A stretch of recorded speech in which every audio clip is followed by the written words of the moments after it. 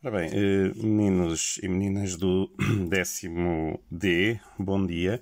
Eu hoje trago aqui a correção do teste, do vosso teste, e já com os exercícios resolvidos.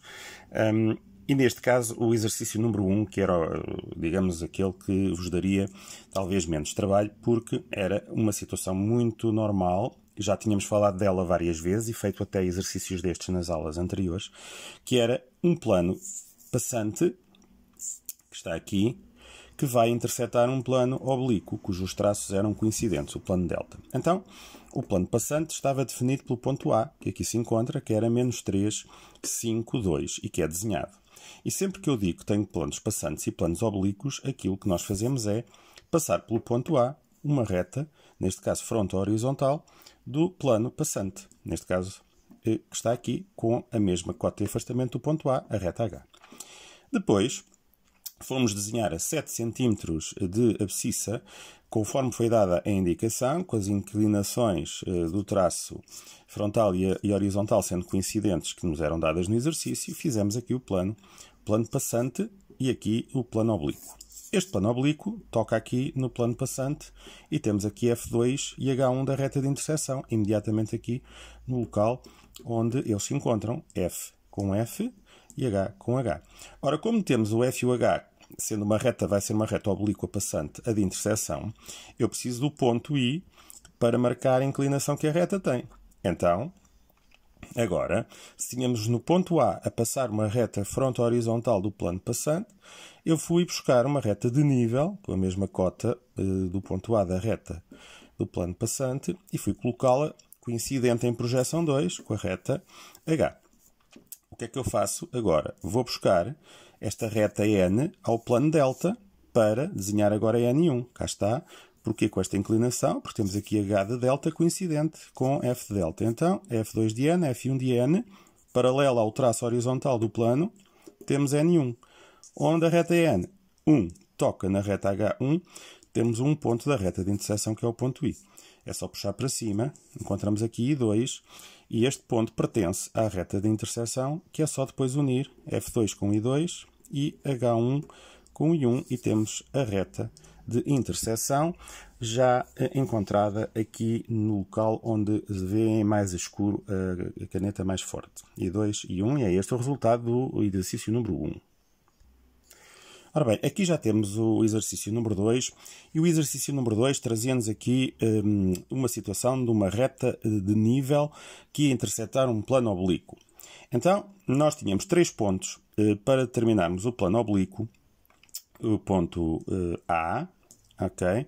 Tínhamos depois o ponto B, que está aqui, coincidente as suas projeções, porque o ponto B tinha cota positiva, afastamento negativo.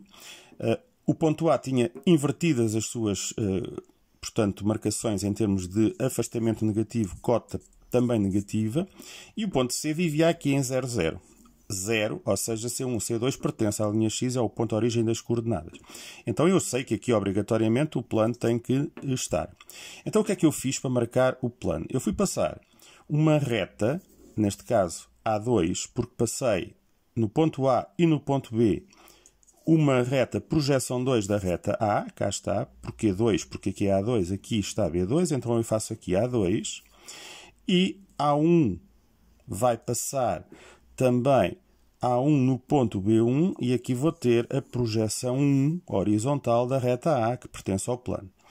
Então, como eu sei que o ponto C está em X, quando eu vou unir o A com o B, A com B, eu vou obter A2, reparem, estou a projeção 2 da reta A, H2 de A em X, e agora aqui em cima da A1, H1 de A. Repara, estamos a tratar negativo o afastamento do traço da reta A.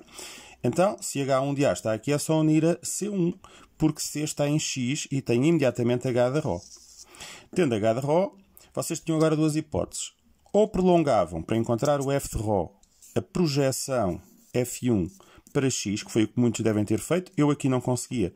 Não consigo ter no desenho o F2, para encontrar aqui imediatamente o F do Rho. Então o que é que eu fui fazer? Fui passar no ponto A, reparem aqui em baixo, fui passar no ponto A, aqui, uma reta que eu sei que pertence ao meu plano Ρ. Então, esta reta é uma reta que eu fiz passar aqui no ponto A com a seguinte característica. Eu estou aqui à procura dela, cá está.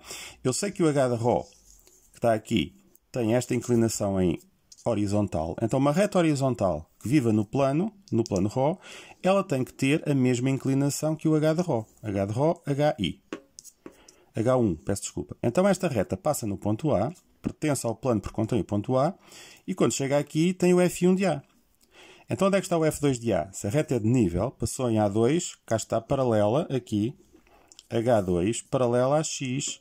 Reparem, está negativa a cota, está aqui A2, H2. Então, esta reta, que é uma reta de nível, tem aqui o F2 de H. Reparem, F1 de H aqui, eu pus A, mas é F1 de H aqui, peço desculpa, F1. E cá em baixo, F2 de H. Então, se eu tenho aqui F2 de H, faço encontrar aqui com C2 e descubro aqui o traço frontal do plano Ρ. Cá está ele, que vocês teriam encontrado da outra forma. Então, tenho aqui H de Ρ, F de Ρ, e agora pelo ponto N, tenho a abscissa de 7, eu penso que tem 4, 8, não tenho a certeza, mas aqui estão as medidas, já agora deixem-me confirmar, 4 e 8, exatamente. No ponto N fiz passar N2, cá está, e com a inclinação que nos era dada aqui, esta inclinação, que era à esquerda, cá está, à esquerda 55 graus, aqui 55 graus à esquerda, fiz passar N1, e agora o que é que vai acontecer? É colocar esta reta num plano para nos dar uma reta de interseção com o plano Ρ, e de onde a reta de interseção encontrar a reta N, tem o ponto onde a reta vai tocar no plano. Então, o que eu escolhi foi um plano, que vocês às vezes pouco escolhem, que é um plano de nível ou horizontal. Cá está ele. Então, este plano é um plano paralelo ao chão, vai dar uma reta de nível à sua reta de interseção. Então, se eu tenho aqui o F e o H de Ρ, eu tenho F2 de I, aqui, reparem, F de Ρ, F de Psi, aqui, F de ômega, F de Psi, F1 de I, agora paralela ao traço H de P, eu aqui enganei-me, e pus paralela para o N1, isto não existe aqui, ok? Isto está errado. É esta a reta de interseção. Esta reta de interseção tem que ser paralela ao H de Ρ, porque o plano é de nível, o que tem a reta de nível. Então, onde agora eu encontrar no prolongamento de I1, cá está, o ponto onde N1 toca na reta de interseção, eu vou ter o ponto de interseção, o ponto I em 1. Cá está N1, que está no plano ômega que interseta o plano oblíquo, reta de interseção do plano ômega, que tem a reta N, com o plano Psi aqui. Então, o que é que vai acontecer? Vai acontecer o ponto de interseção onde é a I1, reta de interseção, encontrar a N1. Onde é que está a N2? Está aqui em cima, nesta cota. É só puxar para cima da reta N, em 2, o ponto I, está, digamos assim, resolvido e encontrado o ponto de interseção entre a reta de nível e o nosso plano, neste caso o plano oblíquo, que era dado. Ok? Ora bem, aqui vocês vão notar alguma distorção aqui no desenho, porque, como veem, ele não cabia numa folha A4. Eu tenho aqui na folha A4. Então, tenho os dados do problema. Este é um prisma oblíquo de bases de perfil. E este prisma oblíquo dava-nos 2 pontos, ou melhor, dava-nos em primeiro lugar o ponto A. Então, sendo aqui o ponto A um ponto dado do beta 1,3, eu nesta abscissa ponho afastamento igual a cota e rebato o ponto A, que está aqui em A3. E reparem que eu desenho imediatamente aqui o beta 1,3, visto de lado. E se eu sei que os lados do hexágono têm 4 cm, então o centro do meu hexágono também tem que ter aqui distância entre o A e o O, 4 cm. E, obrigatoriamente, oposto ao A, neste que é um dos eixos do meu hexágono, eu tenho oposto o ponto D, com a mesma medida de afastamento e de cota, e desenho aqui, porque os lados são iguais ao raio, rapidamente o meu hexágono visto em projeção 3. Depois tenho que fazer o favor de transportar todos os seus pontos para a sua cota e para o seu afastamento respectivo, trazendo-os, portanto, para, neste caso, a abscissa de 0, onde está o primeiro dos hexágonos da base à direita. Ok? Então, depois, é-nos dado aquilo que é a inclinação de um eixo, que é um eixo frontal. Então, o eixo frontal são retas, e são, neste caso, também os nossos próprios, as arestas do sólido aqui de laterais, que nos vão ter uma inclinação que era dada aqui de 25 graus aqui à esquerda. Estes 25 graus são a inclinação que as retas frontais, geratrizes e, neste caso, arestas do prisma, estão paralelas então a x aqui, e aqui com a inclinação de 25, cá está a abertura à esquerda. E como a distância entre uma base e a outra base seria, se fosse a altura do sólido dada, a distância entre uma base e a outra, mas neste caso não nos é dada a altura do sólido. Era-nos dado mesmo qual era a medida real, ou seja, quanto é que mediam as arestas do nosso sólido. E as arestas medem 12 cm. Então, neste caso, eu não meço a altura, que tem 12 cm, ela é mais pequena, eu meço mesmo entre o ponto C e o ponto C', por exemplo, a distância real de uma reta frontal, que é na sua projeção 2 vista em verdadeira grandeza. Então, eu tenho aqui, daqui até aqui, 12 centímetros no que é visto em 2 todas as arestas do nosso prisma. E então temos aqui, do outro lado, a base que faltava desenhar. Então, estamos aqui agora com a possibilidade de desenhar as visibilidades que têm em 2 e em 1 as arestas do sólido. Então, como A, vista de frente, está mais afastada, reparem, A tem mais afastamento, B tem mais afastamento, a aresta A e B2, A2, A'2, B2, B'2 é visível, enquanto a ED, estando atrás, terá que ser atracejado. Agora estamos a ver de cima, para ver a projeção 1, os pontos que estão mais altos são o F e o A.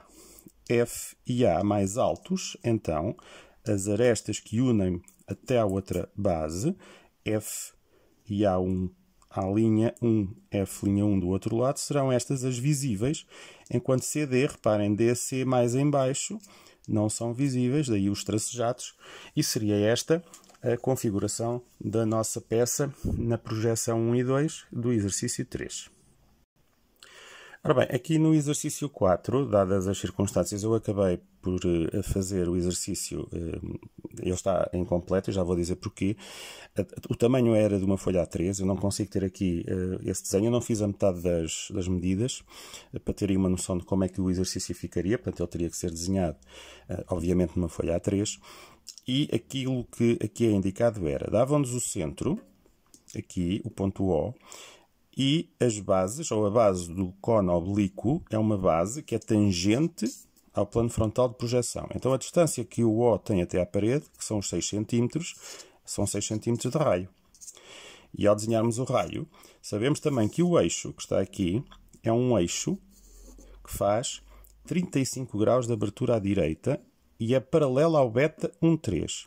Então, se o eixo é paralelo ao beta 1,3, ele tanto tem que fazer 35 graus aqui abertura à direita, como tem que ter aqui o eixo também 35 graus abertura à direita a partir do O1 para descobrirmos o eixo do sólido em 1. Porquê? Porque é paralelo, neste caso, ao beta 1,3. Então, uma reta que é paralela ao beta 1,3, sendo oblíqua, tal como o eixo é, tem que ter a mesma inclinação para o mesmo lado. Então, sendo assim, se o eixo tem esta inclinação, e se eu sei que a altura que o sólido tem era de 7,5, então reparem, aqui sim a altura é entre o plano da base, reparem, a base é horizontal, a altura é dada entre um plano horizontal cuja base, que está aqui, existe nesta altura, e depois daqui, deste ponto até ao vértice, eu vou ter aqui 7,5 cm na vertical. 7,5 cm, que estão aqui medidos entre a base, cá está, e o V2. Então, onde o eixo tivesse 7,5, mais os 3 de cota da base, 10,5 de cota, 7,5 de distância entre a base e o vértice, estaria o V2. Onde é que estaria V1? teriam que puxá-lo cá para baixo, onde o eixo 1 encontra aqui o V1. E depois, ao chegarem ao vértice 1, eu não tenho aqui essa marcação, eu peço imensa desculpa, mas é assim, o V1 unem ao A1 e vão ter que descobrir o centro, o ponto médio desse mesmo eixo, desse centro O até ao V1. Encontram o ponto médio, ou seja, fazem a mediatriz desse segmento, e é no ponto médio que vão buscar a tangente aqui para cima e uma tangente que estará aqui em baixo para desenhar as linhas de contorno aparente ao nosso sólido, ao nosso círculo da base, que nos vão dar esta parede lateral, esta geratriz lateral visível até ao V1 e a outra que estaria aqui em baixo, do lado esquerdo em baixo. Então, a partir do momento em que desenham isto, têm, desde este ponto de tangência até ao outro, tracejado o círculo aqui, entre um ponto de tangência e o outro. Ok? E está desenhado o sólido em 1 e o sólido em 2. Quanto ao ponto P, marcá-lo em cima do sólido, fazemos assim. O ponto P é-nos dado a sua abscissa, a sua cota. Então, nesta abscissa, eu tenho duas hipóteses. O que é que nós fazemos aqui? Aquilo que nós fazemos é o seguinte. Reparem. O ponto P vive numa geratriz que tem que ser visível em 2. E agora reparem, para ela ser visível em 1, esta geratriz que eu aqui marquei, que iria unir ao vértice a partir deste ponto, ela no fundo está invisível daquele lado, lá atrás. Porque para ser visível, uma geratriz visível, ela está nesta abscissa, mas, eu peço imensa desculpa, ela está a nascer na parte do círculo que está aqui mais afastado, com maior afastamento, porque é esta geratriz que está à frente e não a que está atrás, que seria esta, onde o ponto P tem que existir. Então o ponto P não está aqui em P1. Onde é que o ponto P estará? O ponto P vai estar marcado nesta abscissa, mas em cima da tal geratriz, que eu aqui não estou a ver. Portanto, imaginem, desenharia aqui o resto do círculo, e esta geratriz vinha dar aqui, vinha aqui a geratriz até ao vértice, e era nessa geratriz que vinha até ao vértice visível, que nesta abscissa iriam marcar aqui o ponto P em 1. Ok? Então seria este depois o resultado final. Eu peço desculpa por não ter aqui executado o exercício todo em termos de visibilidade neste caso, mas eu depois vou tirar uma fotografia a um dos exercícios que vocês entregaram já feito e correto, para vocês ficarem com uma ideia do resultado final certo deste mesmo exercício, depois de ele estar concluído com correção. Tá bom? Então, até já.